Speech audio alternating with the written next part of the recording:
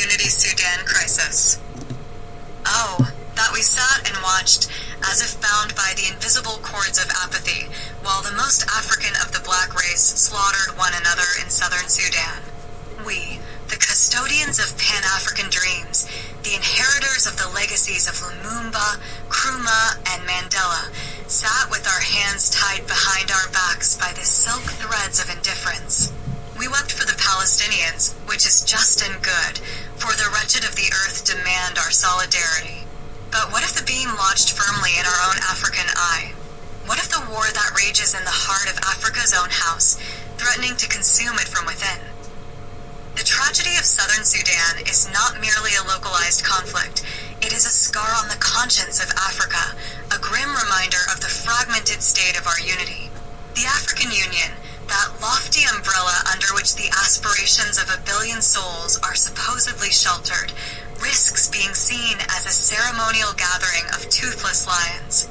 It is not enough to issue communiques filled with eloquent rhetoric, nor to hold conferences awash with the pomp of diplomatic pretense. Action, decisive, bold, and unrelenting, is what the hour demands. But here lies the crux of our malaise. The dream of a united Africa falters on the altar of internal discord. The vision of a continent standing tall and undivided, wielding its collective strength to uplift the black race, is clouded by internecine strife. Brothers turn upon brothers with the ferocity of foes. The soil of Southern Sudan drinks deeply of blood, not to nourish crops, but to quench the insatiable thirst of human folly. We cry, to your tents, O Africa, but to what end if the tents themselves are afire? In the style of the Grot, let us recount the tale of Africa's promise and its peril. Once upon a time, the sun rose on a continent bursting with potential, a land of gold and cocoa, of Nile waters and Serengeti plains. But the shadow of colonial chains hung heavy. When those chains were shattered, it was not long before new fetters were forged, fetters of division, of corruption, of war. Southern Sudan, the youngest nation of our time, was born out of the struggle against these very forces. Yet, in its infancy, it has been plunged into chaos, as if the land itself rebels against its freedom. What is the role of the African Union if not to intervene? What is the purpose of our unity if it cannot be wielded as a shield for our people?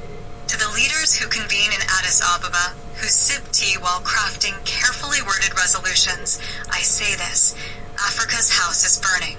Do not pretend that the smoke is merely a passing cloud. We must confront the roots of the conflict. The war in Southern Sudan is not a simple quarrel. It is a tapestry woven with threads of historical grievance, ethnic division, and the poisonous legacies of colonialism. Yet, to blame the colonizers alone is to abdicate responsibility. We are now the stewards of our fate. If our brothers in Southern Sudan bleed, it is not the ghost of the British Empire holding the knife, but hands that are African. To heal, we must first admit our wounds. Let us not speak of African unity as a mere abstraction, a glittering ideal untouched by reality. Let us instead roll up our sleeves and do the work of unity. This means mediation that goes beyond words, peacekeeping forces that are robust and impartial, and a commitment to justice that does not waver in the face of power. Let us also address the deeper issue of identity. What does it mean to be African in an age where identities are weaponized? Southern Sudan's strife is rooted, in part, in the clash of ethnicities, a microcosm of the broader challenge Africa faces.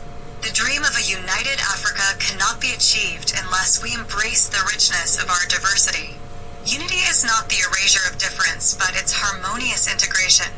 We must teach our children that to be African is to be many things at once: Shona and Igbo, Amhara and Zulu, Christian and Muslim, traditionalist and modernist.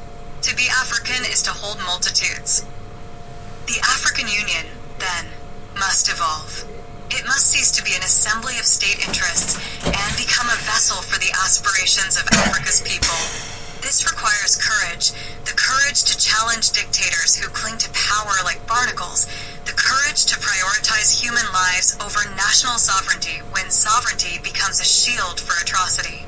The AU must be willing to wield the carrot and the stick to reward peace and punish war with equal vigor. But it is not only governments that bear this burden. The dream of a united Africa is a collective endeavor. Civil society, artists, scholars, and the youth must all play their part. Where the state falters, the people must rise. Let the poets sing of peace. Let the playwrights stage the tragedy of war to awaken slumbering consciences. Let the youth, who are the lifeblood of our continent, demand accountability from their leaders.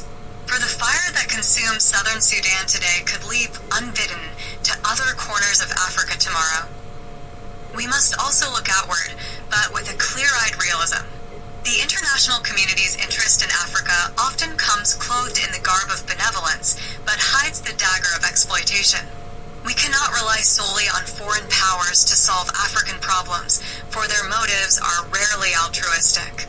Yet, we must also recognize that global interconnectedness offers opportunities for partnership.